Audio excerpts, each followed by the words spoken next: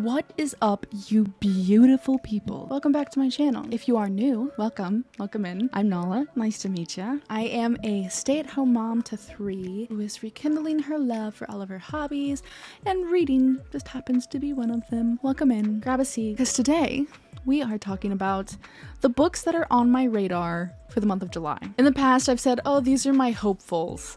And I feel like hopefuls is so close to saying TBR. Every month, I put some books on my hopeful, and I don't stick to it. I don't stick to it one bit. It's the curse of the mood reader for this month. I'm just gonna say they're on my radar. And if I get to it, I do. If I don't, I don't. It's fine. So these are the books that are on my radar for July. I have quite the list here because I don't know. I'm in a chaotic mood. I don't know what I want. God, the curse of a Libra. I have never know what I want. So I've got a big stack here. I've got some that are Kindle Unlimited, and I've got some that are physical. Some from the library, some are my own. It's a whole mixture, variety of things. So yeah. The first thing I have tried since the month of March to have Air Fire read from my TBR. I have not given up. However, instead of Air of Fire, because I just don't feel like I'm ready for that yet. Don't yell at me. We're going to The Assassin's Blade, because Sav Reads on Book Talk said that it's better to read Assassin's Blade before Air of Fire rather than after, because there's the good space between Crown of Midnight and Air of Fire, where there's like not really a lot going on in the plot. So this is a good time to read Assassin's Blade rather than after Air of Fire, where there's just a whole bunch of stuff going on. So that's what I'm going to do. I'm going to go into Assassin's Blade. I think after reading Warbreaker with Brandon Sanderson last month, I think I'm ready to step back into something a little bit more fantasy kind of based. I think I'm ready for that.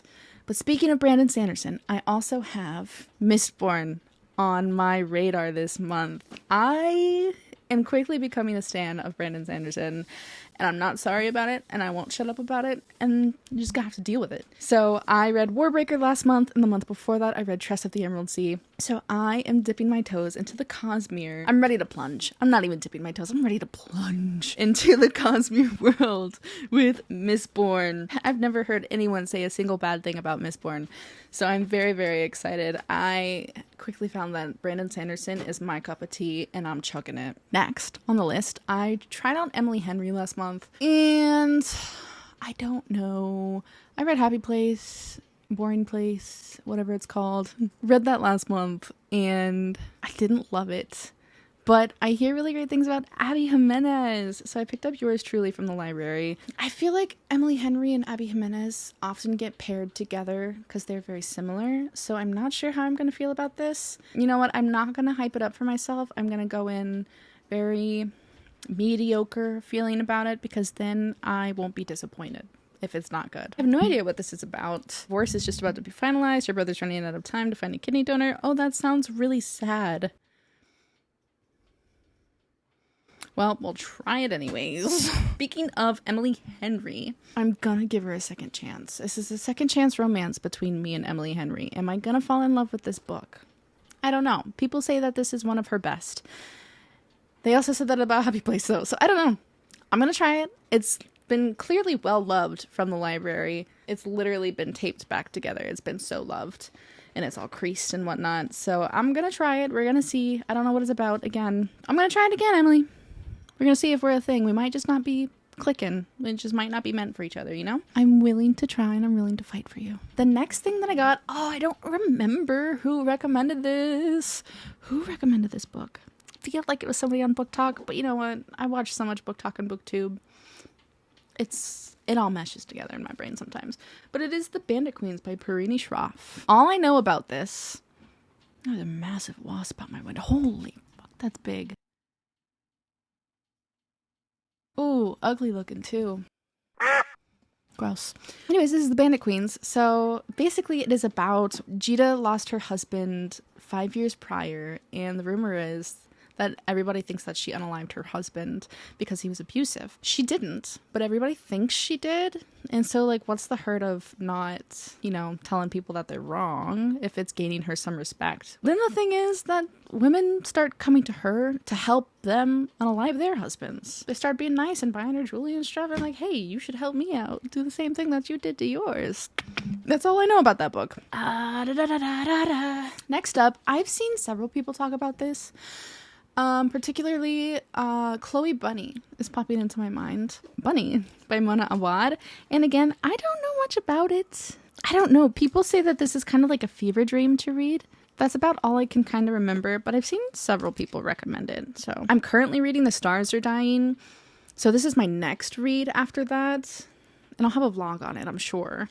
So if you are curious, you know, go watch somebody else's video or you can come back to my vlog. And I don't know. I don't know what to tell you. I could read this little synopsis, but I don't feel like it's gonna give me much. Something that I didn't get into last month, and I'm like so scared to start it because I've been on such a good reading streak. I don't want to fuck that up.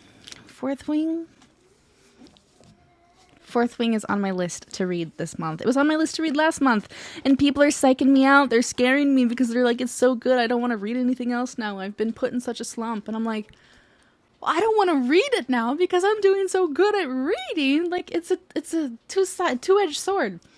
I want to read it because it sounds so good, but also I don't want to read it because people say it sounds so good. I don't know.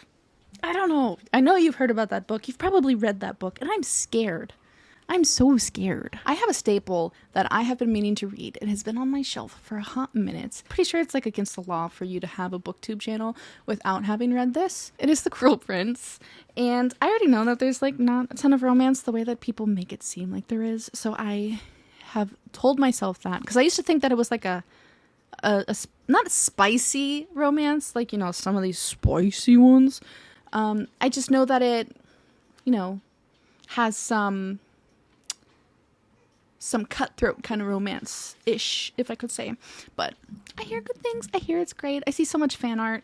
And I want to be... I want to be a part of the crew that's read that. You know what I mean? Quick rapid fire. I've got The World Gives Way. I think it's the only sci-fi I have for this month. And then I've also got Grady Hendrix' How to Sell a House. I want to join the Grady Hendrix game. I want to join the Grady... Oh, fuck. I want to join the Grady Hendrix gang. I'm trying to talk too quick. I hear it's great.